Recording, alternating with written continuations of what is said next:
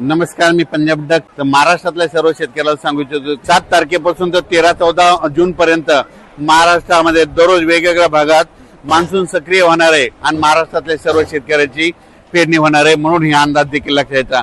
पण या मोसमी पावसामध्ये सगळ्यात महत्त्वाचं एक आहे की या मोसमी पावसामध्ये की या गारपीट कधी नसते, पण या मोसमी पावसामध्ये गारपीट पाहायला भेटणार आहे, म्हणून हा अंदाज देखील सर्व शेतकऱ्यांनी लक्षात घेतला.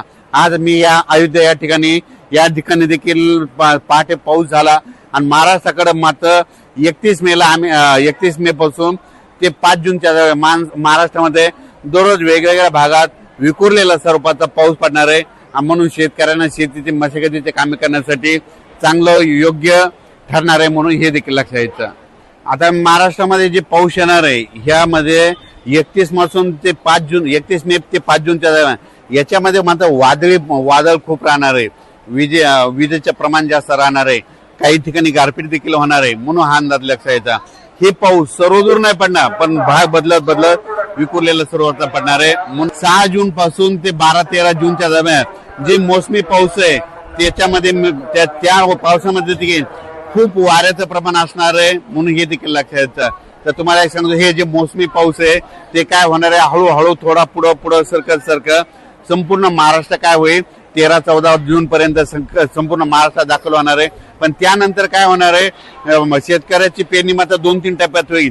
जे गडबड करतील त्यांची ईदभर ज्यांच्याकडे ओल जाईल त्यांची पेरणी काय होईल 10 जून पर्यंत 10-12 जूनला पेरणी लागल, काही जणांची 15 ते 20 दरम्यान पेरणी लागल आणि त्याच्यामधून काही जर उरले तर 25 जून ते 30 जूनच्या दरम्यान त्यांची पेरणी लागल आणि त्याच्यामधून जर काही उरले तर 10 जुलै ते 15 जुलैमध्ये एक पाऊस पडणार आहे, त्यामध्ये त्या शेतकऱ्याची पेरणी होणार आहे.